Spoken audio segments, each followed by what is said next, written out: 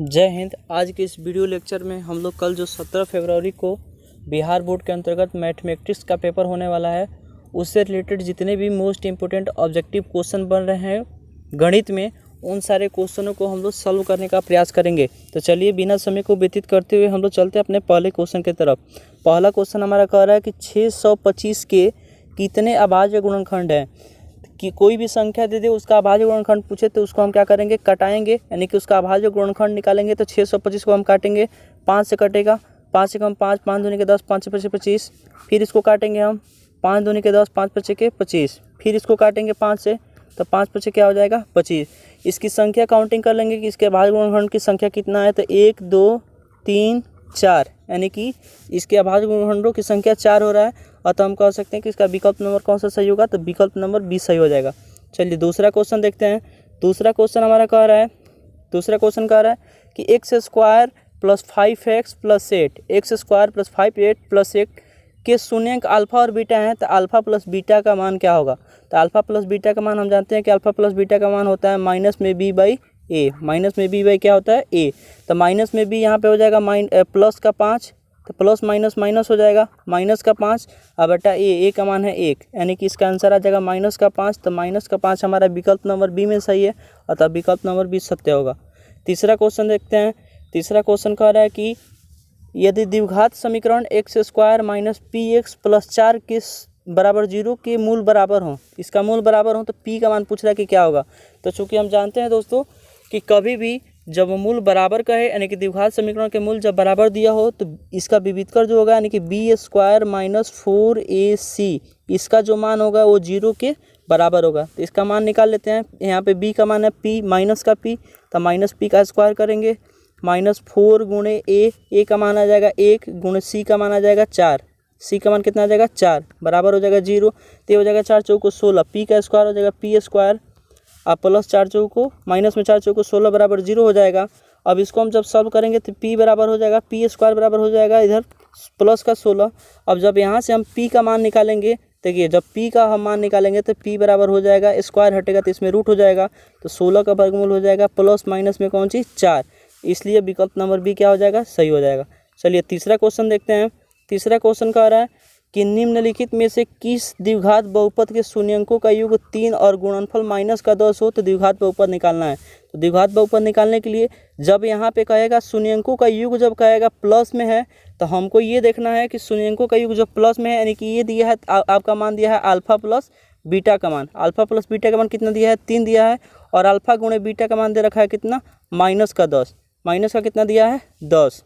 तो इसके लिए इसका हम डायरेक्ट भी कर सकते हैं कि अल्फा प्लस बीटा इन और माइनस का 10, यहाँ सी का मान यहाँ पे माइनस का 10 है, अतः विकल्प नंबर बी क्या हो जाएगा, सही हो जाएगा। आगे देखते हैं। आगे क्वेश्चन कह रहा है हमारा 5 नंबर क्वेश्चन कह रहा है कि समानांतर श्रेणी 1 4 7 10 का कौन सा पद 88 है। यानी कि इसमें प्रथम पद ए का मान दे रखा है 1, और डिफरेंट 4 में से 3 घटा लेंगे, 4 में से 1 घटाएंगे तो 3 बचेगा, डिफरेंट 3 हो गया, और an का मान आपका दे रखा है कितना, an का मान दे रखा है 88। सॉल्व करेंगे इसको, तो an बराबर सूत्र होता है a plus n minus 1 into D. a plus n minus 1 into क्या होता है, d होता है। तो an का मान दे रखा है आपका 88, तो 88 बराबर हम कर लेंगे a का मान 1, अब प्लस n निकालना है हमको, n माइनस 1 इंटू डी का मान हो जाएगा कितना 3, d का मान कितना हो जाएगा 3 हो गया, d का मान 3 हो गया। इसको हम आगे बढ़ाएंगे, तो देखिए आगे जब बढ़ाएंगे तो 88 ये प्लस था, इधर आएगा तो माइनस का 1, अब बराबर हो जाएगा n माइनस 1 इंटू डी का मान हो जाएगा कितना 3। तो एक हटाएंगे तो हो जाएगा 87, 87 में हम 3 से भाग लगाएंगे, बराबर हो जाएगा n माइनस 1। तो ये 3 से भाग लगाएंगे तो 3 दूनी के 6 और 2 बचेगा, तो 3 9 के 27, और यह देखिए यहाँ पे माइनस में 1 है, इधर आएगा तो प्लस में 1, यानी कि n का मान कितना हो जाएगा 30 हो जाएगा। चलिए अगला क्वेश्चन देखते हैं। अगला क्वेश्चन हमारा कह रहा है कि यदि अल्फा और बीटा द्विघात समीकरण इतना के मूल हो, तो 1 बटा अल्फा प्लस 1 बटा बीटा का मान क्या होगा। तो 1 बटा अल्फा और 1 बटा बीटा, यानी कि जब इसका रिवर्स पूछे 1 बटा अल्फा प्लस 1 बटा बीटा, तो इसका हम सूत्र लगाएंगे माइनस में बी बाई क्या लगा लेंगे दोस्तों, तो माइनस में बी बाई लगाएंगे सी, माइनस में B by C, minus B by C, तो माइनस बी बाई सी लगाएंगे, तो माइनस में बी देखिए यहाँ पे कितना है, माइनस में बी 3 है, माइनस का 3 है, तो माइनस माइनस प्लस का 3 हो जाएगा, माइनस माइनस क्या हो जाएगा प्लस का 3, अब बटा सी, तो सी इसमें कितना है 5 है प्लस का, तो 3 बटा क्या हो जाएगा 5, 3 बटा 5 हमारा कौन सा विकल्प सही हो जाएगा, पहला विकल्प सही हो जाएगा। चलिए 6वां क्वेश्चन देखते हैं। 6वां क्वेश्चन में कह रहा है कि एक त्रिभुज दिया हुआ है, ऐसे एक त्रिभुज दिया हुआ है और त्रिभुज में कह रहा है कि यहाँ पे ए है, यहाँ पे बी है और यहाँ पे क्या है सी है, और कह रहा है कि ये जो डी है ये एक दूसरे के समानांतर है, यानी कि ये बी सी के समानांतर कौन है, बी सी के समानांतर डी है। तो कह रहा है कि ए डी बटा डी बी, इसका मान 3 दिया है और इसका मान दे रखा है 5, ये कह रहा है कि 1.8 है, तो इसका मान पूछ रहा है। कुछ नहीं करेंगे, यहाँ पे x मान लेंगे और तिरछा तिरछी गुणा कराएंगे, 3 बटा 5 अब बराबर हम कर लेंगे कौन सी 1.8, अब बाटा कर लेंगे क्या x, तो 3 से x में गुणा होता है 3x हो जाएगा, अब बराबर 18 × 90 यानी कि 9.0, 3x को हम करेंगे 3x, देखिएगा आगे देखिए, इसको जब हम सॉल्व करेंगे तो 3x हो जाएगा, 3x अब बराबर हो जाएगा 18 से गुणा करेंगे, 1.8 से हम 5 में गुणा करेंगे तो 18 × 90 9.0 हो जाएगा। x का जब हम मान निकालेंगे तो 9 में भाग लगेगा कितना से 3 से, तो 3 3 के 9, x का मान कितना आ जाएगा 3 आ जाएगा, यानी कि 3 सेंटीमीटर इसका राइट आंसर हो जाएगा। विकल्प नंबर कौन सा सही हो जाएगा, चौथा विकल्प, विकल्प कौन सा सही होगा, चौथा विकल्प सही होगा। अगला क्वेश्चन देखते हैं। अगला क्वेश्चन हमसे कह रहा है कि 13 और 19 के बीच समानांतर माध्य निकालना है। तो समानांतर माध्य जब भी कहे दो संख्या दिया हो तो इन दोनों को कुछ नहीं करना है, जोड़ लेना है, और जोड़ने के बाद 2 से भाग लगा देंगे। जोड़ेंगे तो कितना हो जाएगा, जोड़ेंगे तो हो जाएगा 32, अब 32 में 2 से भाग लगाएंगे, कट के हो जाएगा 16 दूनी के 32, यानी कि इसका समानांतर माध्य कितना आएगा 16 आएगा। समानांतर माध्य का जब भी बात करें कुछ नहीं करना है, जो संख्या दिया होगा उन दोनों संख्या को आपस में जोड़ेंगे, जोड़ने के बाद से 2 से उसमें क्या करेंगे भाग कर लेंगे। आगे देखते हैं। अगला क्वेश्चन कह रहा है 9 नंबर कि यदि a और b दो अभाज्य संख्या हो तो उन दोनों संख्याओं का लसा होगा। तो लसा अभाज्य संख्या का हमेशा उनका गुणनफल होता है। लसा क्या होता है दोस्तों, तो उनका गुणनफल होता है। कभी भी दो लगातार सम संख्याओं का अगर लसा पूछे, कभी भी दो लगातार सम संख्याओं का अगर मौसा पूछे तो मौसा जब भी पूछेगा तो हम क्या करेंगे, उसका मौसा 2 बताएंगे। अगर लगातार प्राकृत संख्याओं का मौसा पूछे तो 1 बताएंगे। मौसा क्या बताएंगे, 1 बताएंगे। सम संख्या का मौसा कितना होगा, तो 2 होगा। ठीक है, आगे चलिए। 10 नंबर क्वेश्चन कह रहा है कि समानांतर श्रेणी 5, 8, 11, 14 का 10वां पद। 10वां पद निकालने के लिए हम क्या करेंगे, लिखेंगे इसका व्यापक रूप में a + 9d। 10वां पद निकालने के लिए ये तो लिखते हैं a + 9d। तो a का मान 5 है, प्लस 9 गुणे d का मान कितना हो जाएगा, 8 में से 5 घटाएंगे तो 3, तो 9 3 27, और 27 में 5 जोड़ेंगे तो 27 और 5 कितना हो जाएगा 32, यानी कि विकल्प नंबर कौन सा सही हो जाएगा, 27 5 32 होगा। तो विकल्प नंबर हमारा ये सही हो जाएगा। चलिए अगला क्वेश्चन देखिए। अगला क्वेश्चन कह रहा है कि दो समरूप त्रिभुजों की भुजाएं 3:5 के अनुपात में हो तो इन त्रिभुजों के क्षेत्रफलों का अनुपात। जब भुजाओं का अनुपात दिया हो और क्षेत्रफलों का अनुपात पूछे तो कुछ नहीं करना है, जो दिया है उसका वर्ग कर लेंगे। तो 3 का वर्ग हो जाएगा 9 और 5 का वर्ग हो जाएगा 5 × 5 = 25, यानी कि इसका आंसर हो जाएगा 9 कितना 25, 9:25। जब भुजाओं का अनुपात दिया रहेगा तो उसका वर्ग कर लेंगे हम, वर्ग करने के बाद से जो मिलेगा वो टिक कर लेंगे।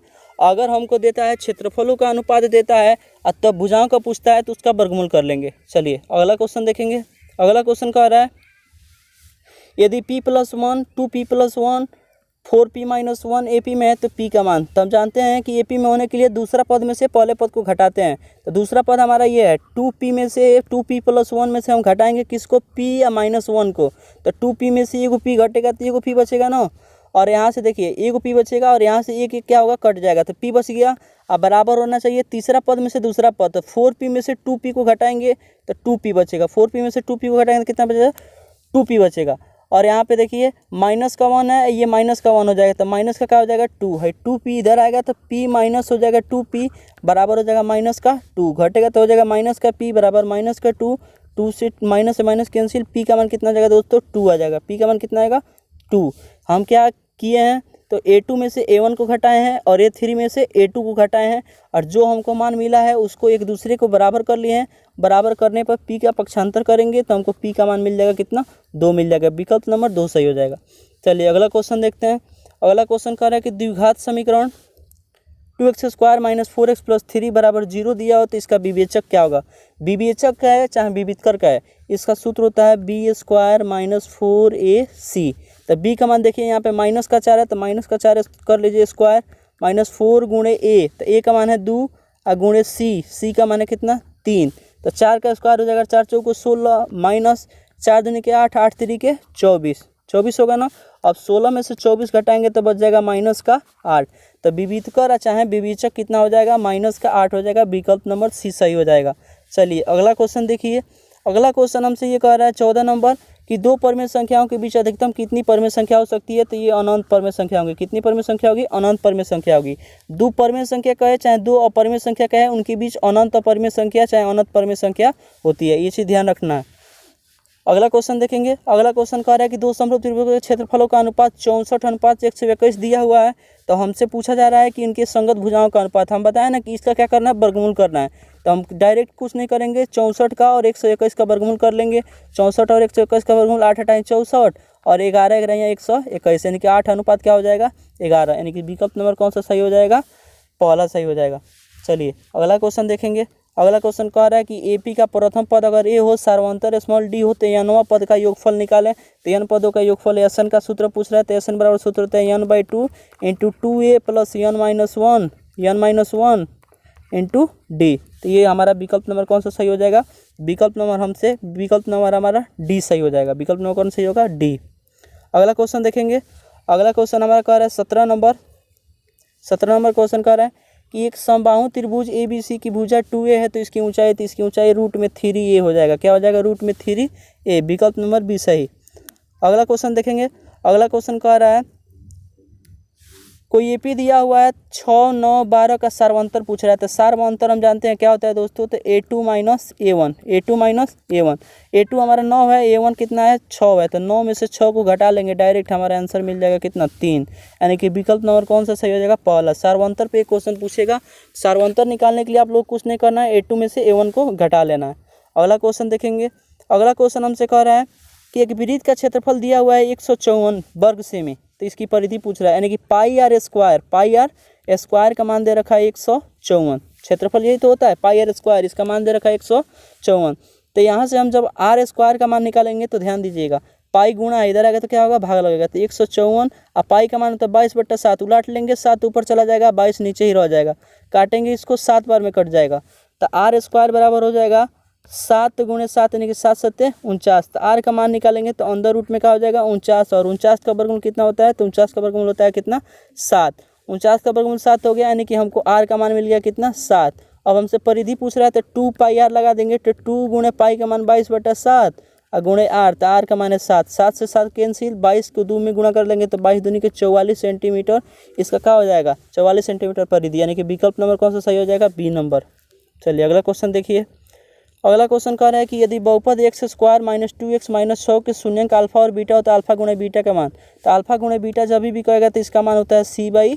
c/ क्या होता है, a। तो c का मान है -6, तो -6 बटा a का मान है कुछ नहीं तो 1 है। तो -6 में 1 से भाग करेंगे तो -6 होगा। इसका आंसर हो जाएगा -6, विकल्प नंबर 2। अगला क्वेश्चन देखेंगे। अगला क्वेश्चन कह रहा है कि अनिश्चित घटना की प्रायिकता होती है। तो अनिश्चित घटना की प्रायिकता 1 होती है, निश्चित घटना का है तो उसकी प्रायिकता 0 होगा। और अनिश्चित, हाँ ठीक है, अनिश्चित घटना की प्रायिकता 0 होगा।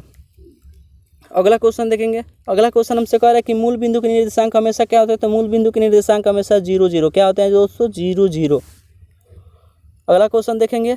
अगला क्वेश्चन देखिए, कह रहा है हमसे,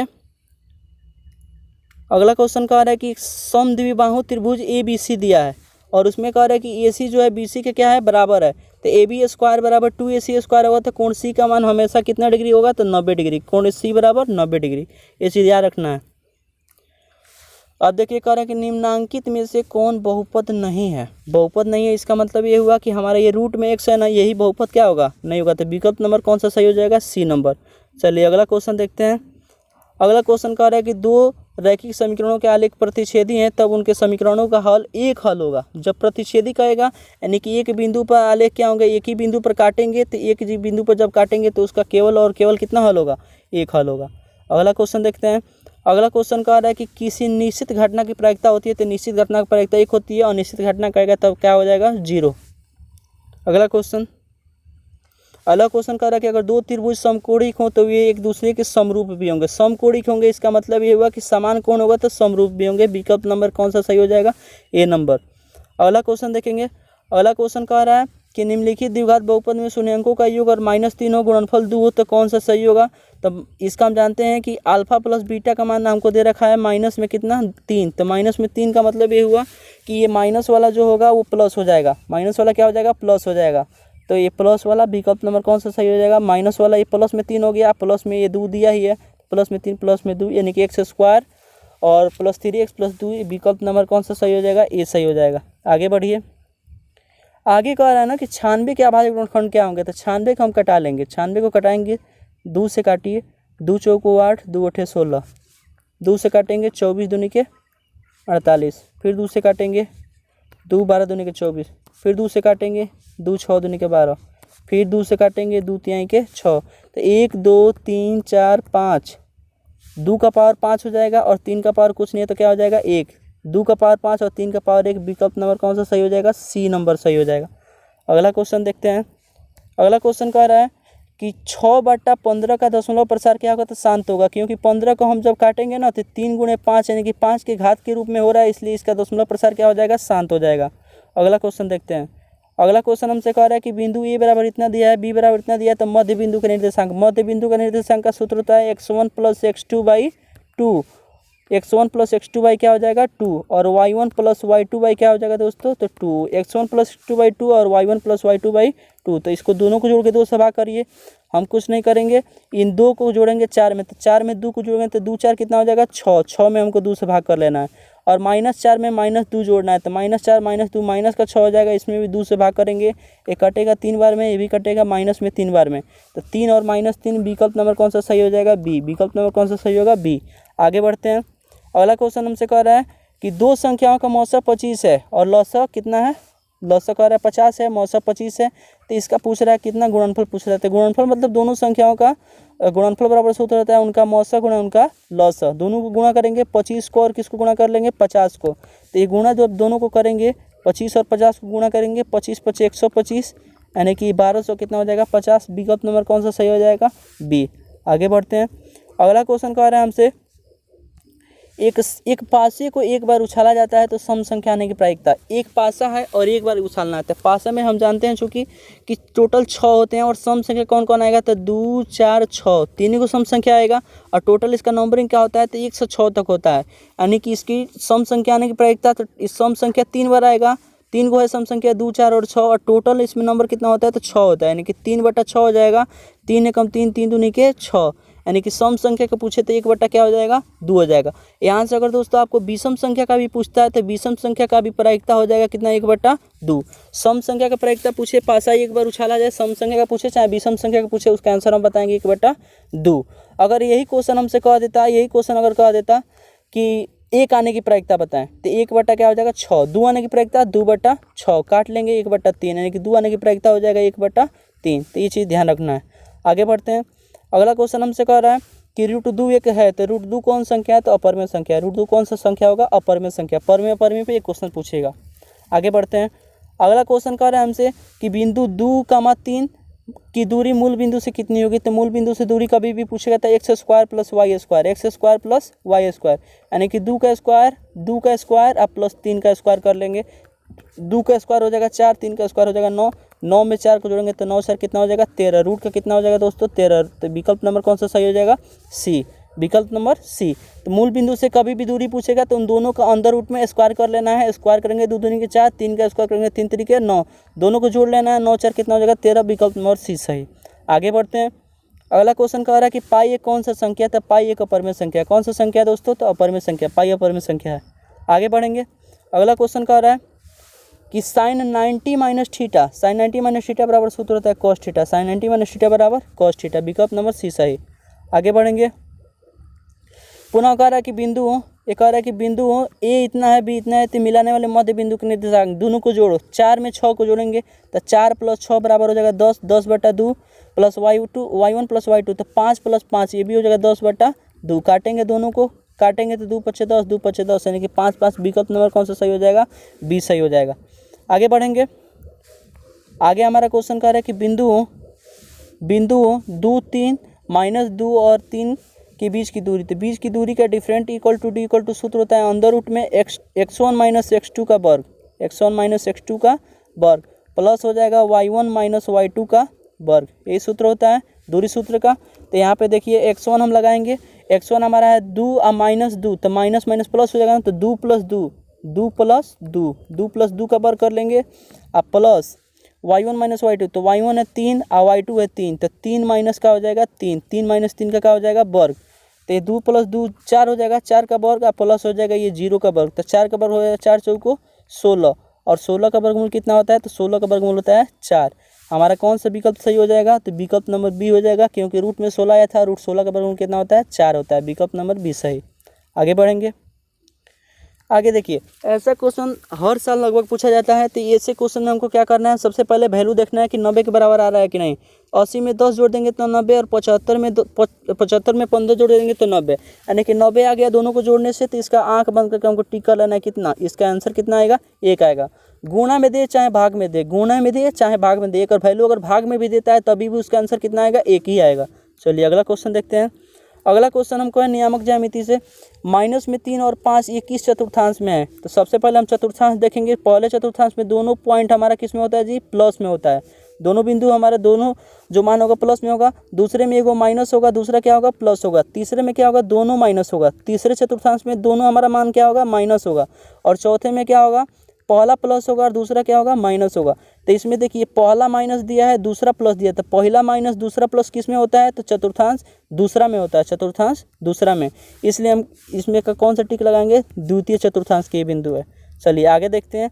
आगे हमारे क्वेश्चन आ गया बाटा वाला साइन और कॉस के फॉर्म में दिया है। तो इसका हमारा आंसर डायरेक्ट कितना मारेंगे 1 मारेंगे, क्योंकि इसको हम जब चेंज करेंगे तो इसका मान कट के कितना आ जाएगा 1 आ जाएगा। तो इस टाइप का जो भी क्वेश्चन हो बाटा में दिया हो तो उसका मान हमको डायरेक्ट कितना मार लेना है 1 मार लेना है। आगे देखेंगे, आगे हमारा क्वेश्चन कह रहा है कि 15 cot a बराबर 8 है। तो यहाँ से जब हम cot a का मान निकालेंगे तो cot a बराबर हो जाएगा 8/15, और cot a बराबर सूत्र होता है आधार बटा कौन सी, आधार बटा होता है लंब, आधार बटा कितना होता है लंब, तो 8 बटा कितना हो जाएगा 15।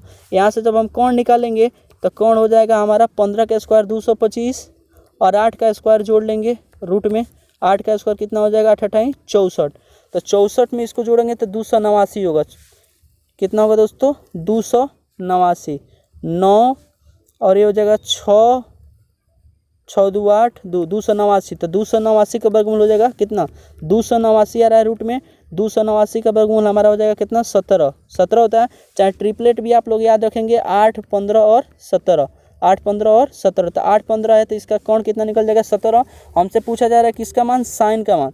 तो साइन थीटा बराबर सूत्र होता है साइन ए बराबर सूत्र होता है लंब बटा कोण। तो लंब इसमें हमको मिला था कितना, लंब मिला था हमको 15 और कोण मिला है कितना 17, तो 15/17 विकल्प नंबर कौन सा सही हो जाएगा सी। इस टाइप का भी क्वेश्चन पूछा जाएगा।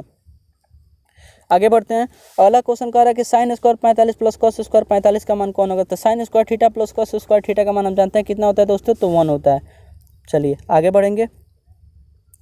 अगला क्वेश्चन कह रहा है कि कार्तीय तल में स्थित किसी बिंदु 3-4 में कोटि का मान पूछ रहा है। इतना में कोटि का मान क्या होगा, तो कोटि भुज अगर पूछेगा ना तो भुज हमारा पहला मान होता है, भुज क्या होता है पहला मान, तो भुज 3 हो जाता है। कोटि हमसे पूछा जा रहा है तो कोटि हमको हो जाएगा -4, पहला मान भुज होता है, दूसरा मान क्या होता है कोटि होता है, तो इसका आंसर हो जाएगा -4, विकल्प नंबर कौन सा हो जाएगा ए। आगे बढ़िए।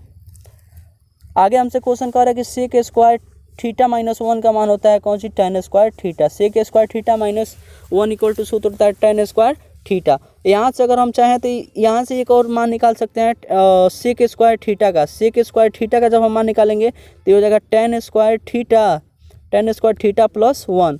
तो सेक स्क्वायर थीटा का अगर मान पूछता है 1 + tan स्क्वायर थीटा अगर दिया हो तो उसका आंसर हम मारेंगे सेक स्क्वायर थीटा, और सेक स्क्वायर थीटा -1 हो तो उसका आंसर मानेंगे कौन सी, tan स्क्वायर थीटा। चलिए आगे बढ़िए। अगला क्वेश्चन हमसे कह रहा है कि बिंदु में 3 2 -3 और 2 दोनों अवस्थित हैं। तो दोनों किधर अवस्थित है दोस्तों, तो देखिए यहाँ खींच लेंगे, ये x अक्ष है और ये y अक्ष है। तो x अक्ष के ऊपर देखिए ये 3 दोनों प्लस में है ना, तो दोनों इधर अवस्थित होगा, ये कोई माइनस है और एगो प्लस है तो इधर अवस्थित हो जाएंगे। दोनों x अक्ष के किधर अवस्थित होगा, तो एक ही और यानी कि ऊपर की तरफ अवस्थित होगा। ठीक है आगे बढ़ते हैं। अगला क्वेश्चन कह रहा है कि दो चरों में रैखिक समीकरण ax + by + c = 0 के अधिकतम कितने हल संभव हैं। तो ax + by + c = 0 के अधिकतम से अधिकतम अनगिनत हल संभव है, यानी कि इसका अनंत हल होगा। ठीक है आगे बढ़ेंगे। अगला क्वेश्चन हमसे कह रहा है कि आंकड़ा दिया हुआ है, इसमें बहुलक पूछ रहा है। तो बहुलक के क्वेश्चन एक दो को हमेशा हर साल कंटिन्यू पूछा जाएगा। तो बहुलक आंकड़ा जो दिया होगा उसमें हम देखेंगे सबसे ज़्यादा बार किसका बारंबारता है। तो सबसे ज़्यादा बार देखिए यहाँ पे भी 3 है, यहाँ पे भी 3 है, यहाँ पे भी 3 है, यानी कि इसकी बारंबारता सबसे ज़्यादा कितना है, 3 बार है। यानी कि ये कौन सा हो जाएगा, इसका बहुलक कितना हो जाएगा, इसका बहुलक आपका हो जाएगा कितना, सबसे ज़्यादा बार रिपीट कौन हो रहा है, सबसे ज़्यादा बार रिपीट हो रहा है 7, इसलिए इसका बहुलक कितना हो जाएगा 7। बहुलक कितना हो जाएगा 7। आगे बढ़ते हैं। आगे कह रहा है आंकड़ा दिया हुआ है 3, 4, 5, 17 x, इसका मान दे रखा है 6। तो x का मान कुछ नहीं करना है, जितना मान दिया रहेगा ना इसको सबको जोड़ लेंगे। 4, 3, 7, 7, 5, 12, 12 में 17 को जोड़ लेंगे तो 12, 17 कितना हो जाएगा 29। कितना हो जाएगा 29। 29 अब प्लस हम कर लेंगे x, को संख्या है तो 1, 2, 3, 4 और एगो x को लेकर के 5 कर लेंगे। अब बराबर में हम कर लेंगे कितना 6। बराबर में कितना दिया है, समानांतर मान दिया तो 6 दिया। 6 में 5 से गुणा करेंगे तो 6 5 30, यानी कि हमारा हो जाएगा x बराबर 30, आई प्लस में 29 इधर आएगा तो माइनस में 29, यानी कि x का मान हो जाएगा कितना, x का मान हो जाएगा 30 में से 29 घटेगा तो कितना होगा, 30 में से 29 घटेगा तो 1, यानी कि इसमें एक डी ऑप्शन क्या हो जाएगा, सही हो जाएगा। चलिए आगे बढ़ते हैं। अगला क्वेश्चन हमसे कह रहा है, अगला क्वेश्चन कह रहा है कि आंकड़ों 3, 4, 7, 2, 8 और 9 की माध्यिका क्या होगी। तो माध्यिका को सबसे पहले हम बढ़ते क्रम चाहे घटते क्रम में सजा लेंगे।